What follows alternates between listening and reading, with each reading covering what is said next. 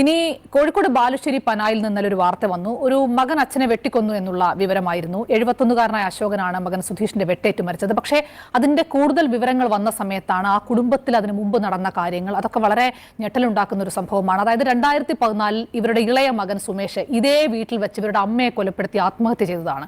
അതായത് 13 വർഷങ്ങൾക്ക് ശേഷം ആ വീട്ടിൽ അതേ സാഹചര്യത്തിൽ അച്ഛന്റെ മരണവും സംഭവിക്കുകയാണ്. അപ്പോൾ മുജീബ് റഹ്മാൻ അവിടെ തയ്യാറാക്കിയ വിശദമായ റിപ്പോർട്ട് ഇനി കാണാം. ഒരു താമസിക്കുന്ന വീടിനകത്ത് നിന്നാണ് അച്ഛൻ്റെ മൃതദേഹം കണ്ടെത്തിയത്. ചാണോർ അശോകനാണ് കൊല്ലപ്പെട്ടത്. മകൻ സുധീഷാണ് ഈ കൃത്യത്തിന് പിറകിൽ എന്നാണ് സംശയിക്കുന്നത്. സുധീഷ് പോലീസിന്റെ പിടിയിലായിട്ടുമുണ്ട്. മറ്റൊരു ദാരുണമായിട്ടൊരു കഥയും കൂടെ ഇതിന്റെ പിറകിലുണ്ട്. ഇവരുടെ അമ്മയായിട്ടുള്ള ശോഭനയെ മറ്റൊരു മകനായിരുന്ന സുമേഷ് 13 വർഷം മുമ്പ് കൊലപ്പെടുത്തുകയായിരുന്നു. അങ്ങനെ സുമേഷും അതിന് തൊട്ടു പിറകെ ആത്മഹത്യ ചെയ്യുകയുണ്ടായി. നിങ്ങൾ എങ്ങനെയാണ് ഈ കൊലപാതകം അറിയുന്നത്? ഞാൻ വീട്ടിൽ കളിച്ചു വന്ന് നിൽക്കുക എന്നപ്പാന്ന് ഇവര് പറയുന്നത്